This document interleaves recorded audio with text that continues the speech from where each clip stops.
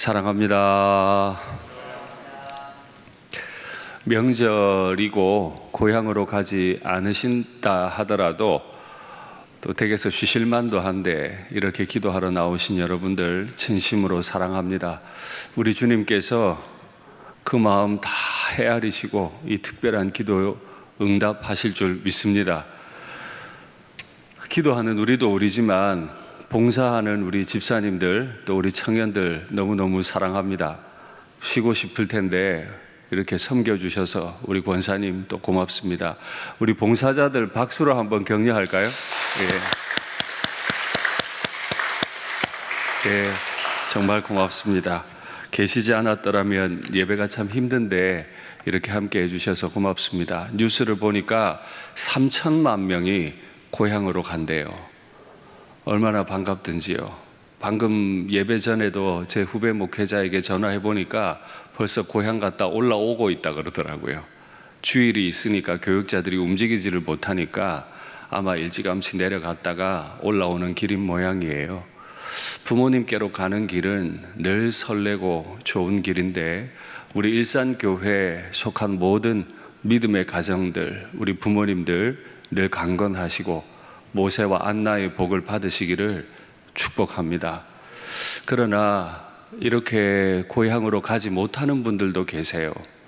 그저 일이 바빠서 못 가는 분들도 계시지만 재정이 어려워서 또 건강을 잃어서 가고 싶어도 못 가는 분들에게는 우리 주님의 위로가 있으시기를 간절히 기도합니다.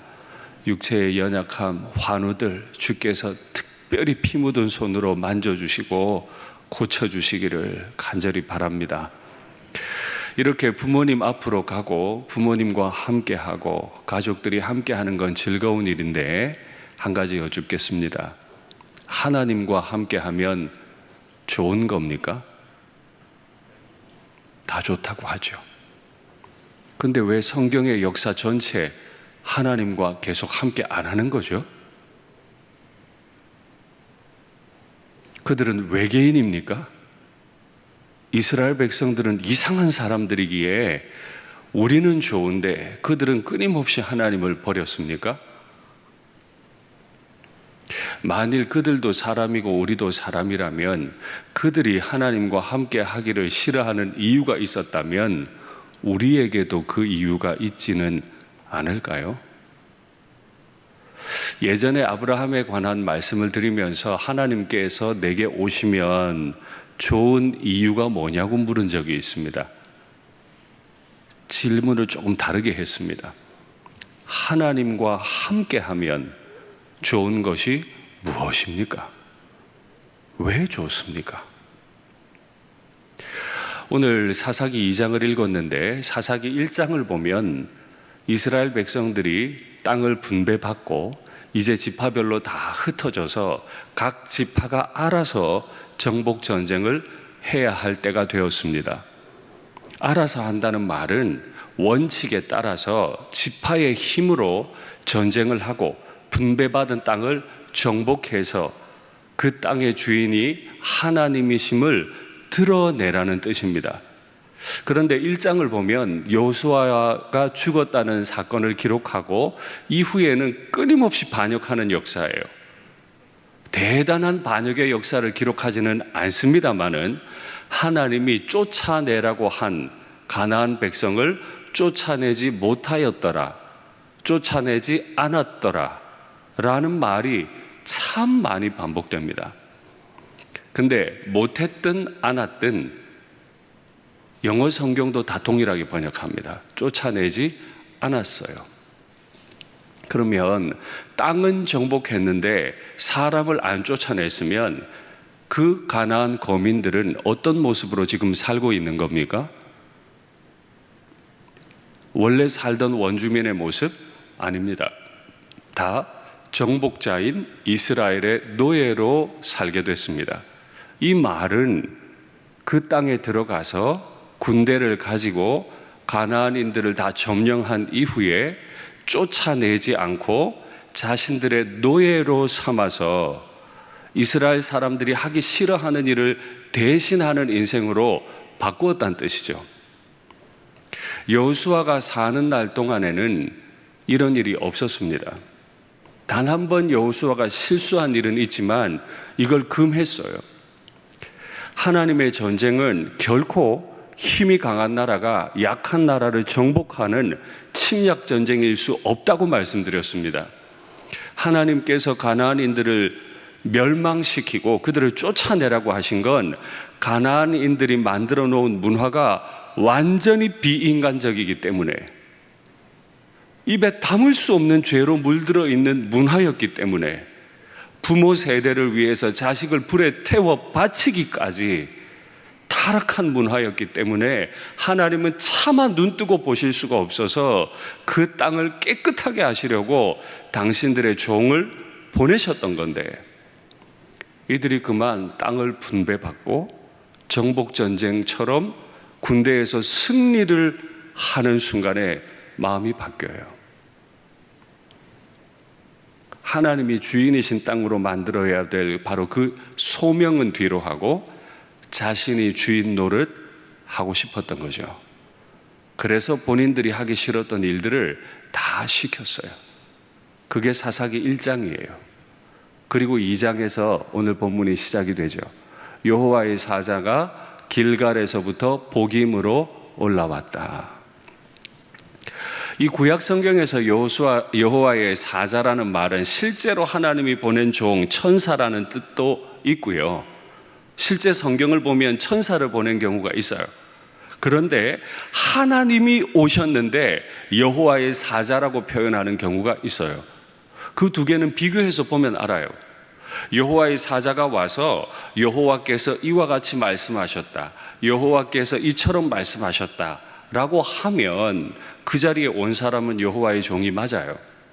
그런데 오늘 본문을 보면 여호와의 사자가 왔는데 내가 왜 나와 맺은 언약을 지키지 않았느냐 하시는 것 보면 오늘 길갈에서 복임해 오신 분은 하나님이십니다. 그래서 제가 물은 겁니다. 여호와가 우리에게 오시면 무엇이 좋으냐고. 여호와가 우리와 함께 하시면 무엇이 좋습니까? 여호와가 우리에게 와버리면 내가 주인 노릇 못하는데요. 여호와가 내게 오시면 노예 삼았던 사람 다 해방시켜줘야 되는데요. 뭐 하나 내 뜻대로 말할 수 없게 되는데, 다시 여쭙겠습니다. 여호와가 내게 오시고 여호와와 함께 하심이 좋으세요? 조심스럽지요. 저도 조심스러워요. 여호와가 이 앞에 딱 앉아 계신다. 윤 목사 설교 한번 해봐. 제가 뭐라고 설교할 수 있죠? 여호와께서 당회에 딱 앉아 계세요. 발언 뭐라고 할까요? 여호와께서 중직자 선거하는데 딱 앉아 계세요. 누구 찍을까요? 여호와께서 부부의 침실에 함께 하세요. 여호와께서 내 공부방에 함께 하고 계세요. 괜찮겠습니까?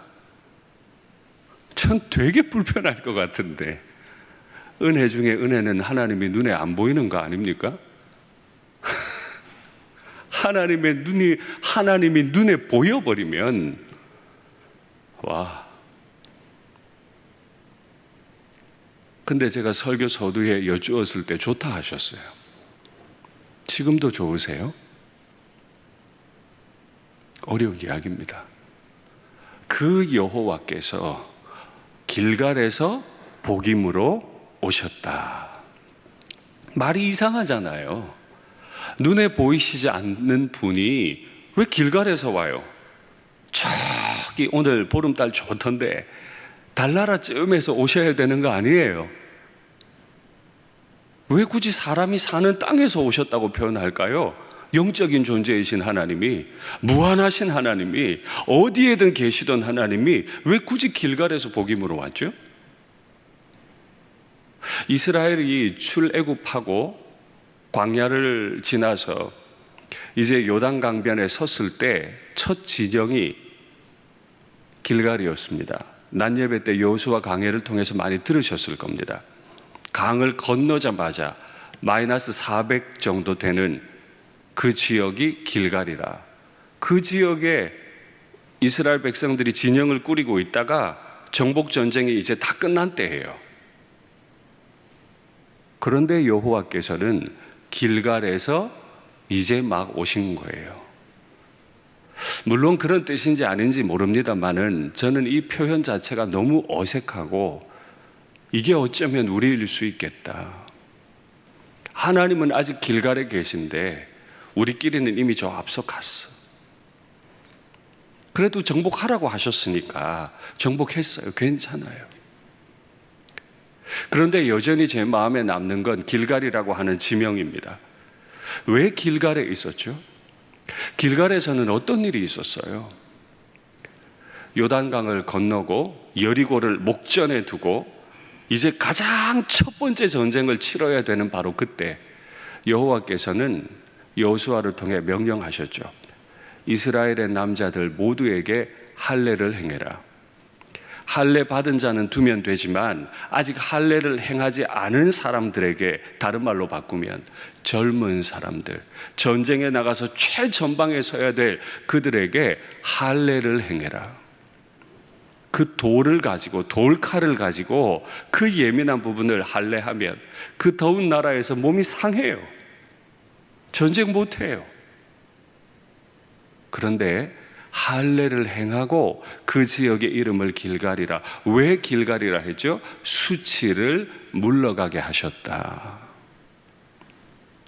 할례를 한 게 수치를 물러가게 하는 겁니까? 네, 그렇습니다. 할례를 행함으로 할례를 행한 사람들은 주인이 애굽의 바로가 아니라 여호와이심을 고백하게 됐거든요. 더 이상 노예가 아니라 자유인이고 그들을 다스리는 자가 애굽의 바로가 아니고 여호와라는 걸 고백했기 때문에 수치를 굴러가게 한 땅이라는 뜻에서 길갈이라고 이름을 바꿨어요. 그리고 정복전쟁이 마칠 때까지 그 길갈은 여호와의 성막을 두었던 성지였습니다. 그 길갈로부터 여호와의 사자 곧 여호와께서 오셨다. 이건 굉장히 상징적이죠. 온 우주에 충만하신 분께서 굳이 길갈에서 오셨다. 너희가 바로의 노예였다가 그 수치 굴려보내고 여호와의 종이 되는 자유를 얻는, 정말 인생답게 살 수 있는 소명받은 자리, 그 길갈로부터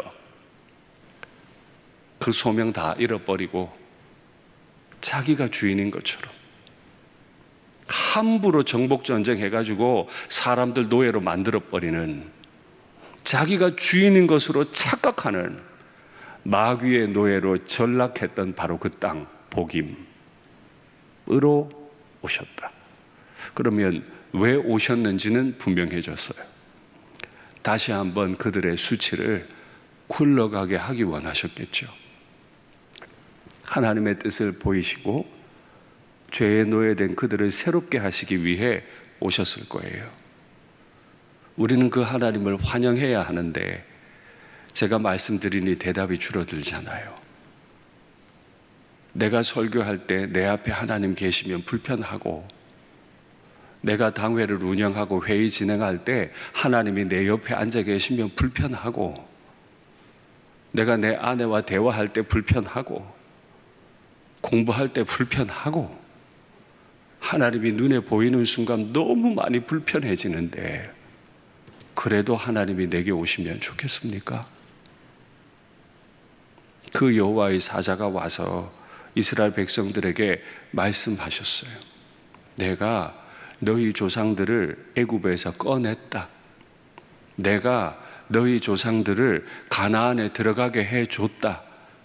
내가 너희 조상들과 언약을 하기를 이 언약은 절대 깨지지 않을 영원한 언약이라고도 약속해줬다. 내가 너희 조상들과 언약을 해서 절대 이방 사람들과 언약을 맺지 말라고도 했다. 하나님은 언약, 약속을 굉장히 소중하게 여기세요. 왜냐하면 하나님은 영원하신 분이거든요. 그 하나님이 한 번 약속하면 이 약속은 끝까지 가는 거예요. 그러니까 하나님 입장에서 언약은 매우 소중해요. 어떤 일이 있어도 지켜내세요. 그런데 하나님은 다 지켰는데 이스라엘이 안 지켜요. 사실 격이 안 맞잖아요. 제가 이런 얘기 종종 드렸습니다만 여호와와 이스라엘 백성이 약속을 할 수 있는 당사자라고 하기에는 너무 격이 안 맞잖아요. 미국에서 대통령이 오면 한국 대통령이 나갑니다. 미국에서 국무장관이 오면 한국에서는 외무장관이 나갑니다. 서로 직급이 같은 사람들을 마주하잖아요. 여호와가 오시면 우리 가운데 누가 나가야 되죠? 담임 목사가 나갈까요? 누가 나가면 되겠습니까? 아무도 못 나가는 게 맞죠. 격이 안 맞는데 어떻게 마중을 나가요? 근데 하나님은 그 격을 다 허무셨어요. 저를 하나님과 약속의 당사자로 삼아주셨어요. 근데 이스라엘이 그 언약을 깨버렸어요. 그래서 하나님은 굳이 우리의 수치를 물러가게 하셨던 길갈에서부터 무너져 있는 땅 복임으로 올라오신 거죠. 그리고 다시 말씀하세요. 너희가 언약을 깼으니까 내가 이제 이렇게 할게. 내가 절대 가나안 사람들 쫓아내지 않을 거다. 왜냐하면 너희가 안 쫓아내길 원하니까. 근데 그거 알아라. 그 사람들 천사 아니야. 언제까지 노예로 있을 것 같아?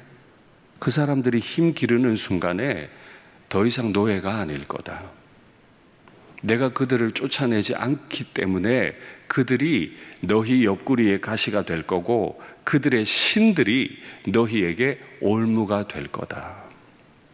저는 이 구절이 너무 마음이 아팠어요. 내가 그들을 쫓아내지 않을 거다. 다시요. 내가 그들을 쫓아내지 않을 거다. 각 지파가 전쟁에서 쫓아내야 됐던 거 아니에요? 지파들이 전쟁한 거 아니에요? 근데 그 사람을 쫓아낼 능력은 누구에게 있었다고요? 여호와께.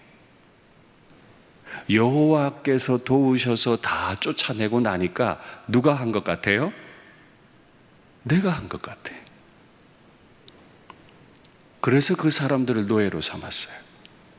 근데 이제 여호와께서 그 모양을 보시고는 이제 나는 안 쫓아낼 거다. 꼭 기억하셔야 합니다. 일상교회 89주년의 역사 동안 일하신 분은 누구예요? 여호와 하나님. 우리는 그분의 도구가 되었을 뿐. 근데 여호와께서는 우리를 도구로 쓰시고 복지를 허락하셨죠. 하나님께 순종하는 사람들이 진짜 가나안에 젖과 꿀을 마음껏 먹을 수 있는 기회를 주신 거예요. 근데 착각했어요. 내가 쫓아냈으니 내 종으로 삼겠다. 근데 여호와께서 오시니까 굉장히 불편해졌어요. 그들이 너희 옆구리를 찌르는 가시가 될 거다. 전 대상포진에 걸려보지 않아서 모릅니다만은 옆구리가 통증이 심한 게 대상포진이라면서요. 대상포진은 옷깃만 스쳐도 못 견딘다고 하던데 하나님이 우리를 위해 움직여주지 않으시면 우리는 마치 대상포진 환자와 같아서 꼼짝도 못할 겁니다. 근데 그걸 모르고 있었던 거예요. 하나님이 평강 주시는 바람에 모르고 있었어요. 그들의 신들이 너희에게 올무가 될 거다. 여태 그 사람들에게 올무를 채워가지고 노예 일 시켰는데 갑자기 그들이 자라서 우리에게 올무를 채울 거라는 거죠. 저는 그 다음 말이 더 무서워요. 이스라엘 백성들이 여호와께서 이르신 그 말을 듣고 크게 울었더라. 왜 울었을까요? 왜 울었죠? 하나님이 안 쫓아내시면 어떡하지? 진짜 우리 노예들이 갑자기 힘이 세져가지고 그들이 우리 옆구리 가시가 되면 어떡하지? 그들이 올무가 되면 어떡하지? 생각했기 때문에 울었을 겁니다. 그렇지요? 생각했다는 말은 여호와께서 마음 잡수시면 진짜 그렇게 하실 수 있는 분이라는 걸 믿었기 때문에 생각이 됐죠. 그러면 진짜 무서운 이야기가 이제 결론이 나오는 거예요. 왜 그들은 여태 그 하나님의 목소리를 듣지 않았을까요? 왜 하나님이 직접 올라오셔서 직접 말씀하시면 듣는데 왜 주의 종들을 통해 말씀 주실 때는 듣지 않았을까요? 이게 제가 아침에 큐티 하다가 너무 마음이 아팠던 거예요. 혹시 교회 담임 목사라고 어디 좋은 구절이나 찾고 있고 그냥 이 평안의 때니까 별일을 내게 안 행하시니까 다 내가 잘하고 있는 것처럼 내 생각이 다 옳은 것처럼 나도 모르는 사이에 야곱야곱 하나님의 소명을 따르지 않고 있다가 하나님이 매를 한번 대시니까 정신이 들어가지고 큰일 나는데 이러면 큰일 나는데 그래서 운 거 아니냔 말이에요. 하나님이 또 매를 드실까 무서운 거죠. 바로를 엎어버리셨던 하나님이 10년 가나안 전쟁 내내 힘을 발휘하셨던 하나님이 말씀하신 그대로 하셨는데 진짜 나한테 이제 가시가 되고 올무가 되니까 무서운 거죠. 그래서 우는 거죠. 그래서 전 하나님 앞에 이렇게 기도했어요. 하나님이 매를 거두시면 제가 좋아가지고 막 감사할 겁니다. 근데 저는 이제 저를 못 믿겠어요. 하나님이 평강 주시면 제가 또 이 못난 행동할 것 같은데 그럼 또 하나님이 매를 드실 텐데 제가 하나님 매 어떻게 감당하죠, 하나님? 제가 하나님이 매 드시기 전에 깨달을 수 있게 저 좀 도와주실래요? 이게 아침 큐티의 제 제목이었습니다. 그래서 전 하나님이 제 앞에 계신 게 너무 불편해요. 마음대로 말 못하잖아요. 정말이지 우리 교회 가운데 하나님이 충만하게 계신 걸 내 눈으로 보고 있다면 손 한번 들겠습니까? 어렵지 않겠어요. 하나님이 안 보이니까, 가만히 놔두시니까 내가 주인인 것처럼. 그래서 그 땅이 크게 울었기 때문에 복임이라. 우리 일산교회는 로복임, 복임이 아니기를 원합니다. 그렇게 울지 않기를 원합니다.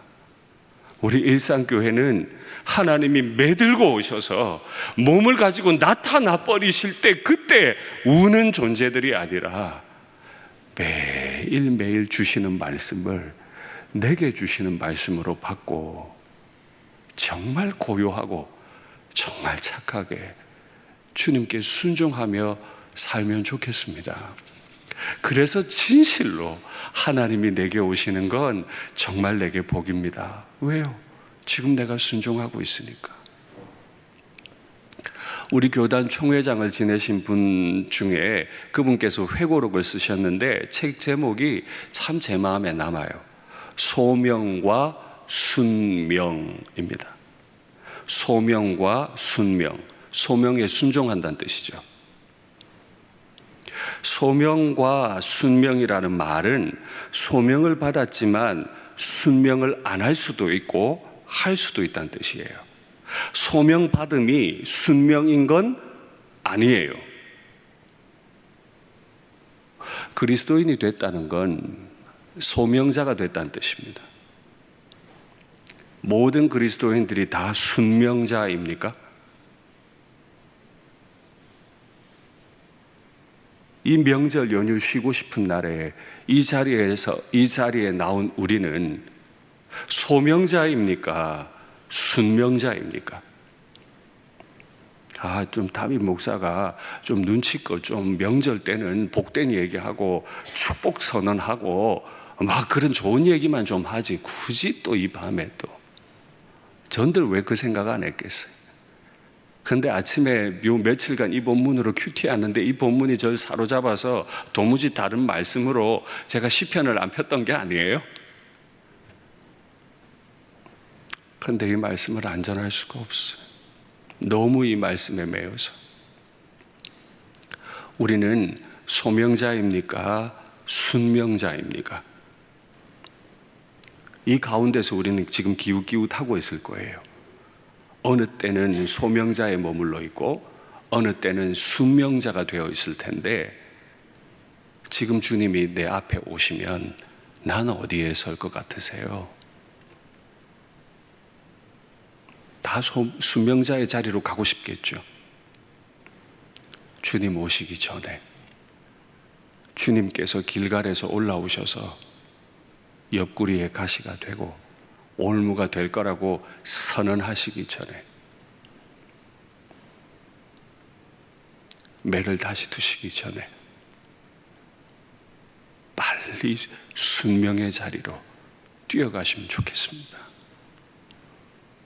그리고 본문의 내용이 바뀌어요. 여호수아가 죽고 어디에 장례를 했고 이제 전혀 다른 세대가 들어왔다. 여호수아가 생존하던 날과 여호수아의 뒤를 이어 계속 장로를 하던 세대, 곧 여호와께서 이스라엘을 위하여 행하신 큰 일을 아는 사람들이 생존하는 날 동안에는 여호와를 섬겼다. 그런데 여호수아가 죽었고 그 장로들도 죽었다. 그리고 전혀 다른 세대가 일어났다. 자, 이렇게 여쭤볼게요. 여호수아는 가나안 정복하는 일을 그 일의 소명을 다 감당 잘 했습니까? 예. 여호수아의 뒤를 이어 장로들이 된 그분들도 정복하는 일을 잘 했습니까? 네. 그런데 왜 여호와를 알지 못하는 세대들이 일어났을까요? 땅은 정복했는데 순명하는 어른들이 없었기 때문에 땅만 정복하고 다 노예로 만들어버리는 걸 봤기 때문에 그 뒤에 따라 나온 세대들은 이렇게 사는구나. 하나님은 이렇게 섬기는 거구나. 그래서 세대가 단절되죠. 오늘 읽은 본문 마지막 절이 무섭지 않으셨어요? 여호와의 손이 그들과 함께 하심에, 그 다음 말은 뭐라 해야 되죠? 구원하셨다. 평강에 있었다. 해야 맞잖아요. 그 손이 어떤 손인데? 이스라엘을 구원해 내셨던 손 아닌가요? 여호와의 손이 그들과 함께 하셔서 그들이 크게 괴로워졌어요. 다시 물을게요. 여호와께서 함께 하시면 좋으시겠습니까? 이제 아무도 대답 안 하시네.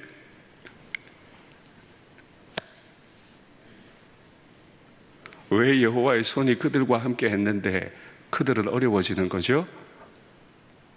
오해하시면 안 돼요. 여호와는 도깨비 방망이가 아니에요. 자동 판매기 아니에요. 여호와는 무한히 자유로운 분이시고 모든 존재들로부터 경배받을 분이시지, 내가 500원 넣으면 500원짜리 나오는 자동 판매기 아니세요. 그러니 그 손으로 이스라엘을 구원도 하시지만 그 손으로 이스라엘을 치기도 하시는 거죠. 그 손으로 윤상덕이의 머리에 안수하실 수도 있지만 그 손으로 윤상덕이 머리를 쳐버리실 수도 있는 거죠. 그 손으로 일산교회를 세우실 수도 있는가 하면 그 손으로 일산교회를 치실 수도 있지요. 그게 오고 오는 수많은 교회들로부터 배우는 교훈입니다. 근데 더 심각한 문제가 있어요. 오늘 우리가 다 읽지는 않았습니다만 이번 주 내내 큐티 본문이었죠. 그들이 여호와의 손이 치면 너무 괴로워요. 하나님이 그 괴로워하는 모습을 보고 사사를 보내세요. 그러면 사사들이 구원해 줬거든요. 근데 16절, 17절은 무시무시한 말을 적어놔요. 한번 화면 확인하시죠. 여호와께서 사사들을 세우사 노략자의 손에서 그들을 구원하게 하셨으나 그들이 그 사사들에게도 순종하지 아니하고 오히려 다른 신들을 따라가 음행하며 그들에게 절하고 여호와의 명령을 순종하던 그들의 조상들이 행하던 길에서 속히 치우쳐 떠나서 그 조상들이 순종하던 길 그와 같이 행하지 아니했다. 사사가 누구죠? 사사기에 총 12명의 사사가 나오는데요. 이 사사들은 본인들이 특별한 능력을 가졌던 사람인가요? 아닙니다. 기드온은 미디안 사람들이 두려워서 포도즙 틀에 숨어서 밀타작하던 사람이고요. 드보라는 여성이어서 그렇게 대단한 힘이 있었던 사람도 아니에요. 삼손도 원래 힘이 있었던 사람이 아니죠. 여호와의 영이 그에게 임할 때 그는 힘이 세졌어요. 사사들의 특징은 여호와께서 그들을 보내시고 하나님이 사랑하시는 백성들의 구원에 필요할 때 특별히 하나님의 영이 임함으로 힘이 세졌거든요. 근데 그들이 전쟁만 했던 사람들이 아니고 하나님의 말씀을 가르쳤던 사람들이에요. 근데 지금 현재 이스라엘이 보여주는 문제는 뭐라고요? 하나님이 그 백성을 구원하려고 사사를 보냈는데 사사들의 말에 순종하지 않았대요. 그러니 마음이 이래요. 구원은 받고 싶은데 순종은 안 하고 싶어.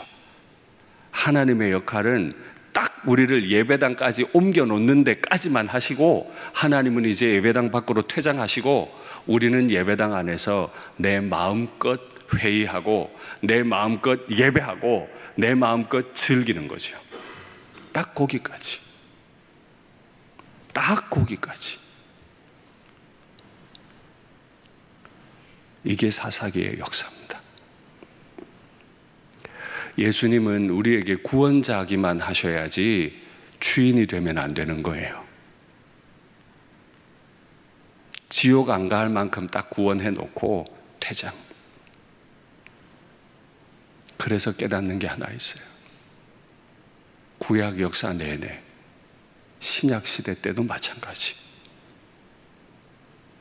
예수님이 십자가에 계실 때 내가 참 좋고 예수님이 하늘에 계실 때 좋고 예수님과 내가 나중에 천국에 같이 있을 땐 좋으나 여기 오시는 건 별로. 안 오셔야 돼. 안 오셔야 담임 목사가 마음껏 목회할 수 있어. 안 오셔야 우리 당회가 마음껏 할 수 있어. 안 오셔야 우리 교인들이 마음껏 할 수 있어. 그래서 제가 물은 거예요. 여호와께서 오시면 좋으시냐고.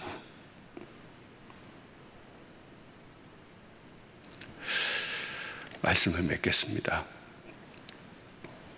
여호와께서 목소리 높여 그의 사사들을 보내시고 그의 종들을 보내셔서 한 구절의 말씀을 가르치시거든 사역하려고 하지 말고 일하려고 하지 말고 자꾸 소리 내려고 하지 말고 가르치신 그 말씀에 순종하려 하십시오.